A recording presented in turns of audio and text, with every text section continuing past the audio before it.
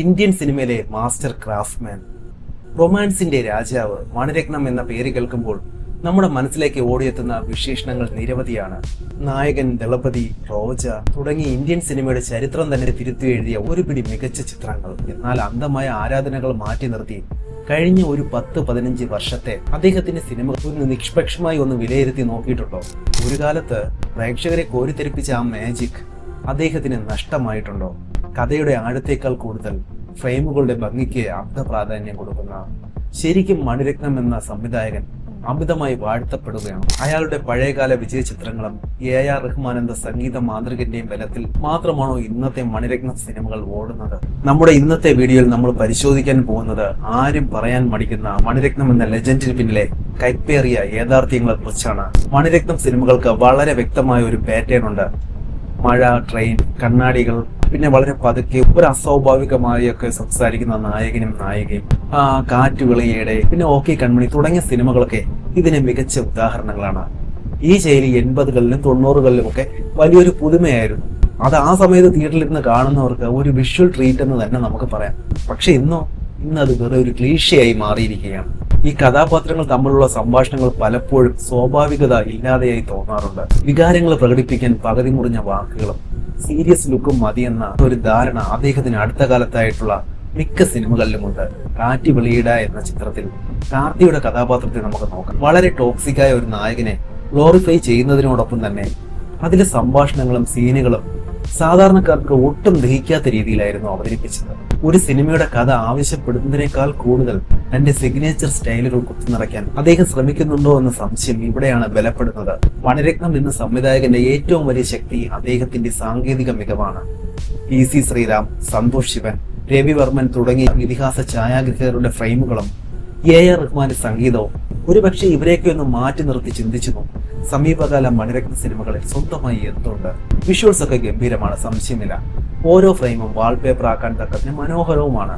പക്ഷേ തിരക്കഥ പലപ്പോഴും ദുർബലമാണ്. ചെക്കാച്ചിവന്ത വാനം എന്ന മൾട്ടി സ്റ്റാർ ചിത്രം തന്നെ നമുക്ക് നോക്കാം.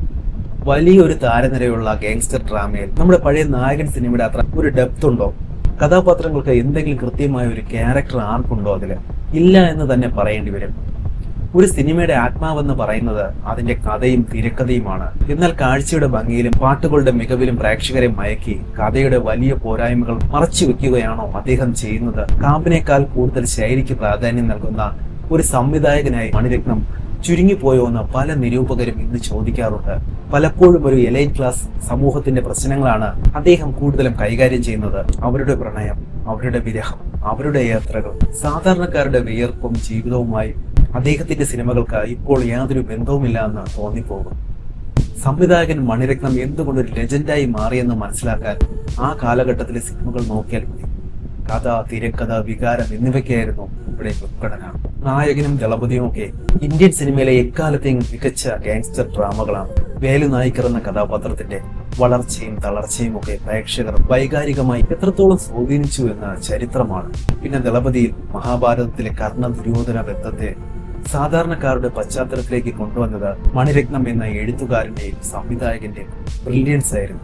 1977 അദ്ദേഹത്തിന്റെ ഇരുവർ എന്ന ചിത്രം വരുന്നത്.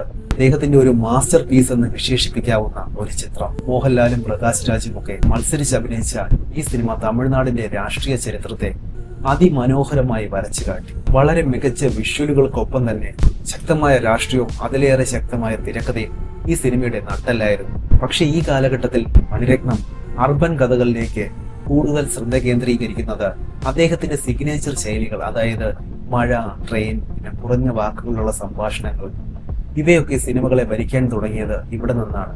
അതായത് 2000 വന്ന അലൈപായുധൻ, മാധവൻ എന്ന നടന്റെ ഉദയത്തിന് കാരണമായ ചിത്രം. ഇവിടെ പ്രണയത്തിനും വിവാഹശേഷമുള്ള യാഥാർത്ഥ്യങ്ങളും വളരെ മനോഹരമായി അദ്ദേഹം നമ്മുടെ മുന്നിലേക്ക് കാണിച്ചു. എന്നാൽ സാധാരണക്കാരുടെ ജീവിതത്തിൽ നിന്ന് മാറി ഒരു പ്രത്യേക ക്ലാസ്സിലുള്ള ആളുകളുടെ ജീവിതത്തിലേക്ക് മണിരത്നം ഒതുങ്ങി തുടങ്ങിയതിന്റെ സൂചനകൾ ഈ സിനിമ നൽകുന്നു. അടുത്തത് 2004 വന്ന ആയുധ എഴുത്ത് സാങ്കേതികമായി മികവായിരുന്നുവെങ്കിലും കഥാപാത്രങ്ങൾ സംസാരിക്കുന്ന ശൈലിയിലെ ആർട്ടിഫിഷ്യാലിറ്റി പ്രേക്ഷകർ ചർച്ച ചെയ്തതും മാധവന്റെ ഇന്റൻസായ അഭിനയം മാറ്റി നിർത്തിയാൽ പല സംഭാഷണങ്ങളും നാടകീയമായി അനുഭവപ്പെട്ടു. മണിരത്നം എന്ന സംവിധായകൻ അമിതമായി വാഴ്ത്തപ്പെടുകയാണോ എന്ന ചോദ്യം ശക്തമാകുന്നത് ഈ കാലഘട്ടത്തിലെ സിനിമകളിലൂടെയാണ്. അടുത്തതായി നമുക്ക് 2013 ഇറങ്ങിയ കടൽ നോക്കാം. രാജീവ് മേനോന്റെ ക്യാമറയും AR റഹ്മാന്റെ സംഗീതവും സിനിമയെ ഒരു വിഷ്വൽ വണ്ടറാക്കി മാറ്റി. എന്നാൽ തിരക്കഥ പാടെ പരാജയപ്പെട്ടു. പിന്നെ ക്രിസ്ത്യൻ മിത്തോളജിയെ അടിസ്ഥാനമാക്കിയെടുത്ത ഈ ചിത്രത്തിൽ കഥാപാത്രങ്ങൾക്ക് വ്യക്തമായ ലക്ഷ്യങ്ങളോ പ്രേക്ഷകർക്ക് അവരോട് ഒരു വൈകാരിക അടുപ്പമോ തോന്നിയില്ല. പിന്നെ ക്ലൈമാക്സിലോട്ട് അടുക്കുന്ന സീനുകൾ വളരെ വലിയൊരു വിമർശനത്തിന് വഴിവെച്ചു. അടുത്തതാണ് കാർത്തി നായകനായ കാറ്റുവിളയാട്. ആ ചിത്രത്തോടെയാണ് മണിരത്നം സിനിമകളിലെ ശൈലികൾ പൂർണ്ണമായി ക്ലീഷയായി മാറിയത്.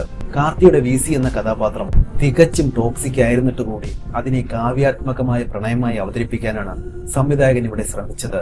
പകുതി മുറിഞ്ഞ ഡയലോഗുകളും കഥാഗതിയുമായി യാതൊരു ബന്ധവുമില്ലാത്ത വിഷ്വൽ ഗിമ്മിക്കുകളും സിനിമയെ ഒരു ശരാശരിക്ക് താഴെയാക്കി. അടുത്തതായി നമുക്ക് ചെക്ക ചെവന്ത വാനം നോക്കാം. 2018 വന്ന ഈ ചിത്രം നായകൻ ദളപതി തുടങ്ങിയ ചിത്രങ്ങൾ ഒരുക്കിയ സംവിധായകനിൽ നിന്ന് വന്ന മറ്റൊരു ഗ്യാങ്സ്റ്റർ ഡ്രാമ. വലിയ താരനിര ഉണ്ടായിരുന്നിട്ടും കഥാപാത്രങ്ങൾക്ക് യാതൊരു ഡെപ്തും ഉണ്ടായിരുന്നില്ല. വളരെ വേഗത്തിൽ പോകുന്ന തിരക്കഥയിൽ ആർക്കും ആരോടും വൈകാരികമായ ഒരു ബന്ധവും ഇല്ലാത്തതുപോലെ അനുഭവപ്പെട്ടു. അടുത്തതാണ് അദ്ദേഹത്തിന്റെ ഡ്രീം പ്രോജക്റ്റ് ആയിരുന്ന പൊന്നിയിൻ സെൽവൻ 1ഉം 2ഉം. ആദ്യത്തേത് 2022 അടുത്തത് 2023 വന്നത്. അദ്ദേഹം കൽക്കിയുടെ നോവലിനെ സ്ക്രീനിൽ എത്തിച്ചപ്പോൾ അത് സാമ്പത്തികമായി വിജയിച്ചുവെങ്കിലും സിനിമാറ്റിക് ആയിട്ട് പല പോരായ്മകളും നേരിട്ടു. ചോള രാജവംശത്തിന്റെ കഥ പറയുമ്പോൾ വേണ്ട ബ്രഹ്മാണ്ഡ ഫീലോ യുദ്ധരംഗങ്ങളിലെ പെർഫെക്ഷനോ കൊണ്ടുവരാൻ മണിരത്നത്തിന് കഴിഞ്ഞില്ല. കഥാപാത്രങ്ങളുടെ ആന്തരിക സംഘർഷങ്ങൾ പ്രേക്ഷകരിലേക്ക് എത്തിക്കുന്നതിൽ തിരക്കഥ പാടെ പരാജയപ്പെട്ടു.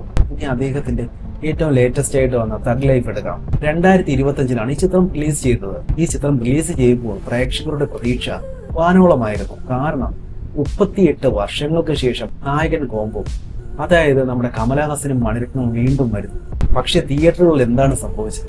വമ്പൻ ഹൈപ്പിൽ വന്ന ഈ ഗ്യാങ്സ്റ്റർ ഡ്രാമയ്ക്ക് ബോക്സ് ഓഫീസിലോ നിരൂപകരുടെ ഇടയിലോ വലിയ ചലനം സൃഷ്ടിക്കാൻ കഴിഞ്ഞില്ല. തന്റെ പഴയകാല ഗ്യാങ്സ്റ്റർ സിനിമകളുടെ മറ്റൊരു ആവർത്തനം മാത്രമാണ് ഇതിലും കാണാൻ കഴിഞ്ഞത്.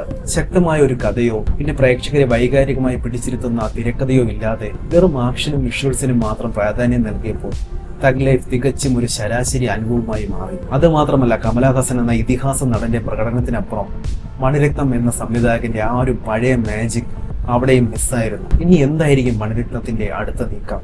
വിജയ് സേതുപതിയും സായി പല്ലവിയും കേന്ദ്ര കഥാപാത്രങ്ങളാക്കി അദ്ദേഹം പുതിയൊരു ചിത്രം പ്ലാൻ ചെയ്യുന്നുണ്ടെന്ന വാർത്ത ഇതിനോടകം തന്നെ പുറത്തു വന്നിട്ടുണ്ട്. അതൊരു പോലീസ് ലവ് ഡ്രാമയോ അല്ലെങ്കിൽ തികച്ചും വ്യത്യസ്തമായ ഒരു പ്രണയകഥയോ ആകാം. എന്തൊക്കെയായിരുന്നാലും പ്രേക്ഷകർ ഉറ്റുനോക്കുന്നത് മറ്റൊന്നാണ്.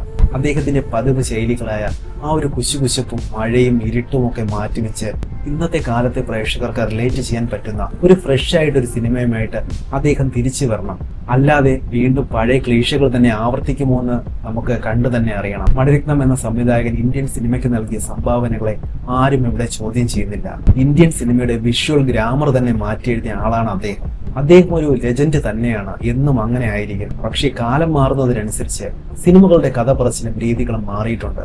പുതിയ തലമുറയുടെ സംവിധായകർ വളരെയധികം റിയലിസ്റ്റിക് ആയ പിന്നെ പ്രേക്ഷകരുമായിട്ട് സമ്മതിക്കുന്ന സിനിമകളുമായിട്ട് വരുമ്പോൾ മണിരത്നം ഇപ്പോഴും തന്റെ പഴയ വിഷ്വൽ ഗിമ്മിക്കുകളിൽ കുടുങ്ങിക്കിടക്കുകയാണ്. ഒരു സംവിധായകൻ എന്ന നിലയിൽ അദ്ദേഹത്തിന് പഴയ മാന്ത്രിക സ്പർശം നഷ്ടപ്പെട്ടിരിക്കുന്നു എന്നത് ഒരു നഗ്നമായ സത്യമാണ്. നിങ്ങളുടെ അന്ധമായ ആരാധന മാറ്റി നിർത്തി ഒരു സിനിമയായി മാത്രം കണ്ടാൽ ഇന്നത്തെ കാലത്ത് മണിരത്നം അല്പമെങ്കിലും ഓവർ റേറ്റഡ് ആണെന്ന് നമുക്ക് സമ്മതിക്കേണ്ടി വരും.